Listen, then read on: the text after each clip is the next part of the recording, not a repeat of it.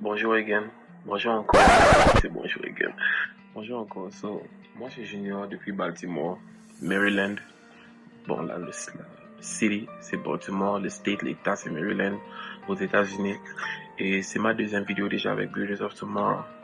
Et c'est vraiment une page à like. C'est vraiment une page à subscribe. Voilà. Il faut subscribe. Oh, on dit ça comme en français. Subscrire. Something like that. Il faut subscribe. Je sais pas comment ça se passe dans les autres États, hein, mais je sais vraiment comment ça se passe où je suis, au Maryland. Donc, au Maryland, voilà ce qui se passe maintenant. En ce qui concerne la population, tout le monde est à la maison. Tout le monde a été dit d'être à la maison à partir de 20h, sauf si tu travailles. Donc, tu ne peux pas être genre te balader, te promener à 20h, sinon on te taxe $5,000 et tu as au moins 1 an de prison après. Donc, on connaît fini là. Tu as au moins ton année en tôle ou en prison ou quoi. Mais nous, on respecte ça. D'habitude, notre coin est un peu chaud, il y a un peu souvent certains rebelles et tout, mais quand on entend les trop, $5,000, tout le monde reste tranquille. Personne ne s'est fait tester. Jusqu'à maintenant, on ne sait pas qui a, qui n'a pas. Mais on sait au moins, on nous donne juste des nombres à la télé, quoi, au journal et tout. On suit les informations et puis on nous dit, bon, on a déjà 700 000 cas aux États-Unis.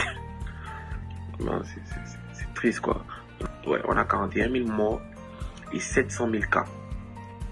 Et on a un docteur ici, il est spécialiste sur les virus et autres. Donc, il a prédit un peu le taux de mortalité d'Ebola, taux de mortalité du sida, fièvre typhoïde et autres. Donc, le gars nous a dit qu'on aura environ plus de 100 000. Ça va être à 100 000. Et là, c'est si on reste en quarantaine.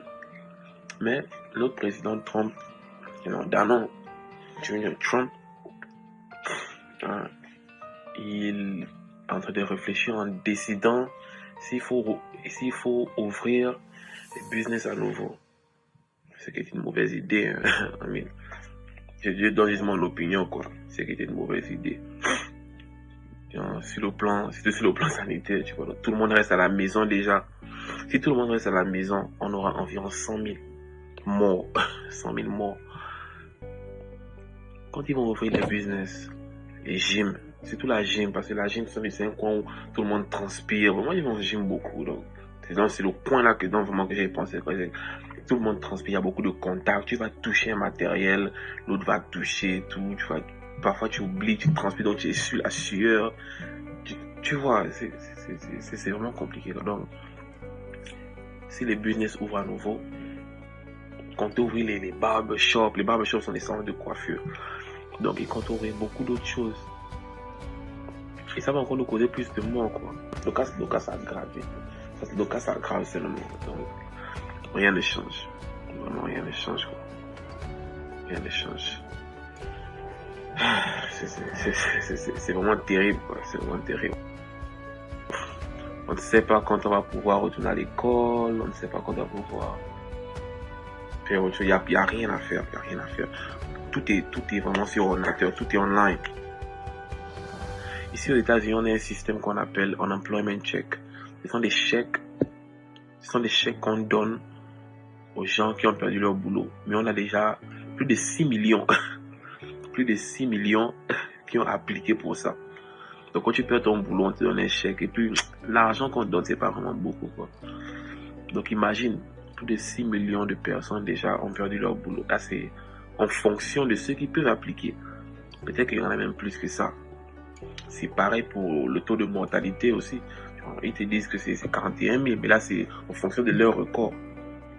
En fonction de ceux qui ont été testés. Les tests aussi, c'est la même chose. Personne ne se fait tester. Ils te disent que tu dois être dans un cas vraiment, vraiment grave. Si ton cas n'est pas grave, on ne te teste pas. Ils vont te dire, il y a le journal que j'ai suivi, on a dit à une femme, c'est prendre Tylenol et pris. Parce que c'est grave. Tylenol est pris. Tylenol, c'est comme genre un painkiller. Tu prends un truc genre pour... Tu prends quelque chose pour, je sais pas, soulager ton mal et puis tu pries. Ça arrive à ce niveau-là, donc c'est vraiment grave. C'est vraiment grave. Ce que je peux dire aux gens dehors, c'est vraiment de stay safe, quoi. C'est le bare minimum qu'on vous demande, tu vois. Juste lavez vos mains. Prenez le temps de laver vos mains.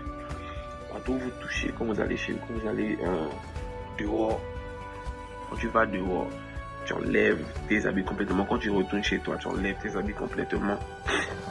Tu les mets ailleurs, tu portes une autre tenue. Tout ce que tu as de sale, tu laves. Tu laves tes mains. Même les chaussures.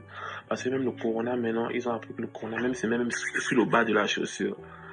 Donc, imagine si le bas de la chaussure, tu as vu ça, c'est déjà dans ta chambre. Donc, tu dois vraiment nettoyer toute ta chambre, nettoyer toute la maison, le poignet.